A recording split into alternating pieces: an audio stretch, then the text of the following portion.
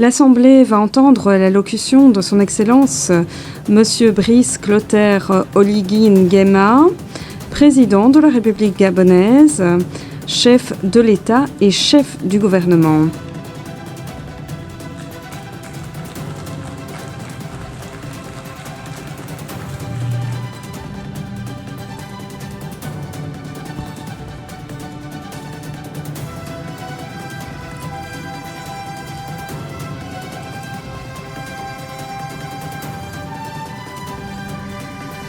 Le Gabon, mon pays, est particulièrement attentif à l'initiative ONU 80 qui vise l'efficacité opérationnelle face aux défis mondiaux et à la rationalisation des mandats au sein du système des Nations Unies. Madame la Présidente, il y a un an, devant cette auguste Assemblée, en qualité de président de la transition de la République gabonaise, je présentais le processus politique entamé dans mon pays depuis le coup de la libération opéré le 30 août 2023. Au terme de l'élection présidentielle du 12 avril 2025, dont le processus et les résultats ont été unanimement salués par la communauté internationale, cette transition s'est achevée par mon investiture le 3 mai 2025, en qualité de premier président élu de la République gabonaise, établissant ainsi les bases de l'ordre démocratique. Comme vous le savez, le Gabon a connu une transition pacifique, exemplaire, marquée par l'inclusion de l'ensemble des forces vives de la nation. Cette transition apaisée, ouverte à un dialogue national inclusif et à un référendum constitutionnel et conforme au chronogramme qu'il s'est fixé, lequel se poursuivra par l'organisation des élections législatives, locales et sénatoriales, libres et transparentes.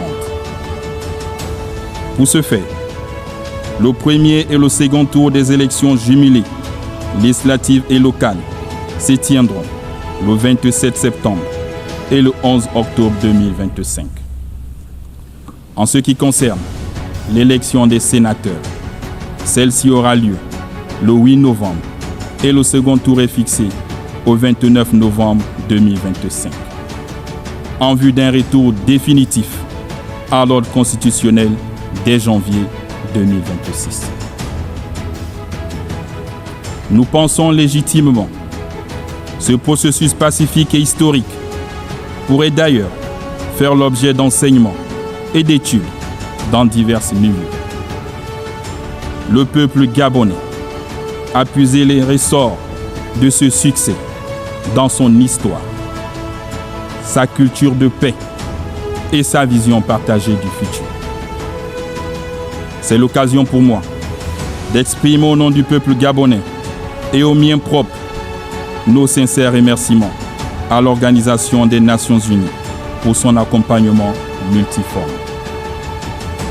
Je sais également pouvoir compter sur l'appui de l'ONU dans le cadre de la mise en œuvre du plan de croissance et développement du Gabon.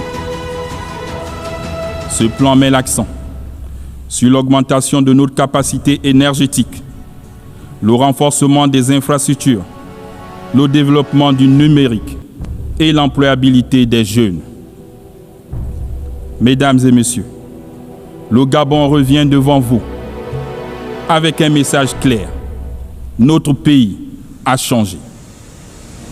Après des décennies de tensions et de dérives politiques et économiques, le peuple gabonais a choisi la voie de la réconciliation et du renouveau, devenant ainsi le symbole et la preuve qu'il est possible de transformer l'épreuve en espérance, la dépendance en unité, la division en unité, le tout sans effusion de sang. Aujourd'hui, le Gabon n'est plus un pays en suspens. Il est de retour aux côtés des autres États, debout, digne et prêt à assumer toute sa place dans le concert des nations. Le Gabon nouveau, digne d'envie, que mes compatriotes appellent de tous leurs vœux, signifie aussi que l'État gabonais doit désormais être au service de son peuple. Mais notre renaissance nationale serait vaine sans évolution de l'ordre international. Il n'est plus acceptable que les nations africaines restent cantonnées dans le rôle de pourvoyeuses de matières premières, dont d'autres fixent les prix et en tirent profit.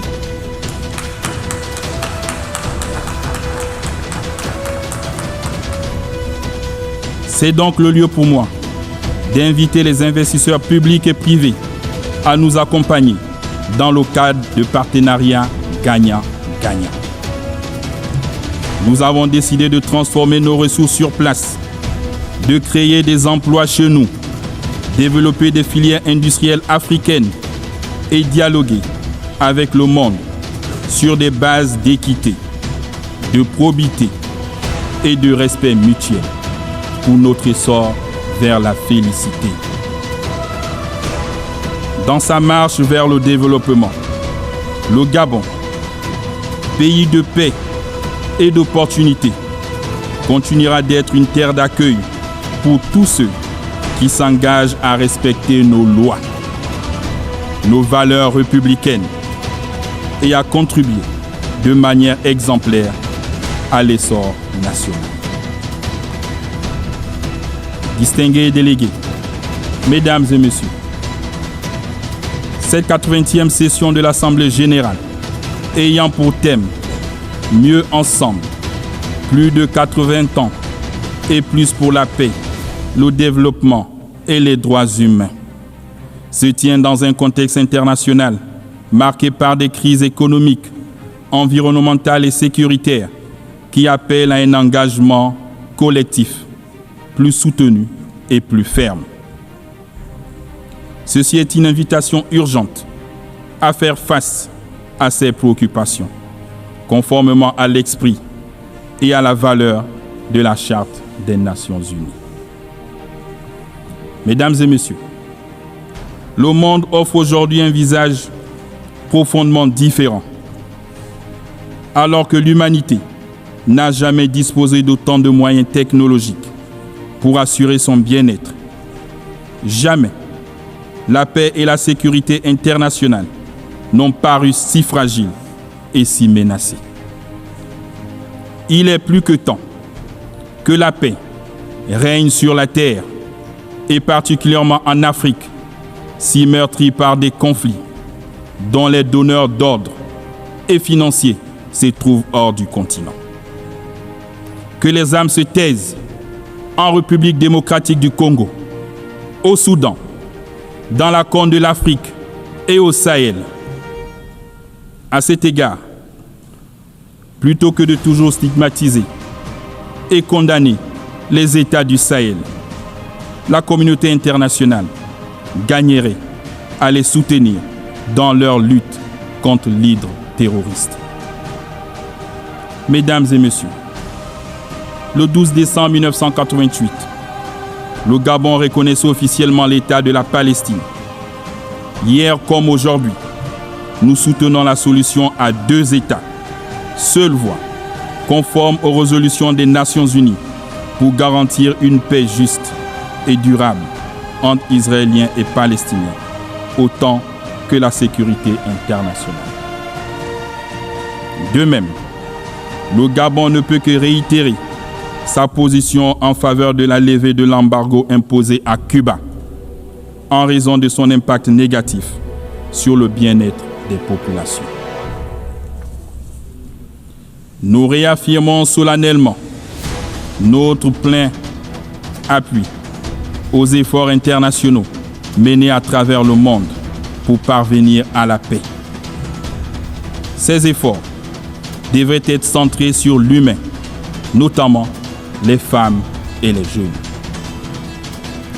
Dans le cadre du Pacte pour l'avenir de 2024, l'ONU doit continuer à encourager et appuyer l'action cruciale des femmes, résultant de la déclaration et du programme d'action de Beijing, dont nous célébrons les 30 ans cette année.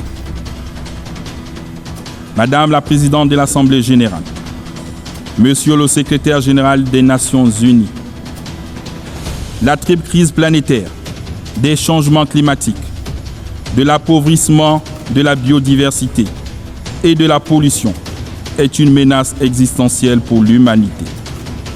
Pourtant, les efforts de la communauté internationale face à ces défis restent dramatiquement insuffisants.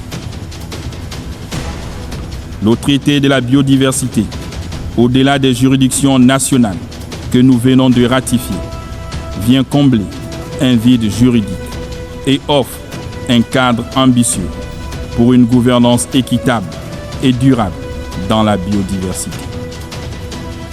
Ensemble, nous avons une réelle opportunité de faire de ce traité un véritable levier de transformation pour les générations présentes et futures. Le Gabon est le gardien d'une partie du bassin du Congo, deuxième poumon vert de la planète. Ce patrimoine exceptionnel ne sera pas sacrifié aux appétits financiers. Nous demandons un partenariat mondial équitable où la protection de nos forêts s'accompagne d'une juste rémunération pour les services écologiques rendus à l'humanité. Mesdames et messieurs, le nouveau ordre mondial est en marche. Les mutations en cours dans nos sociétés sont inévitables et ne peuvent pas continuer d'être ignorées.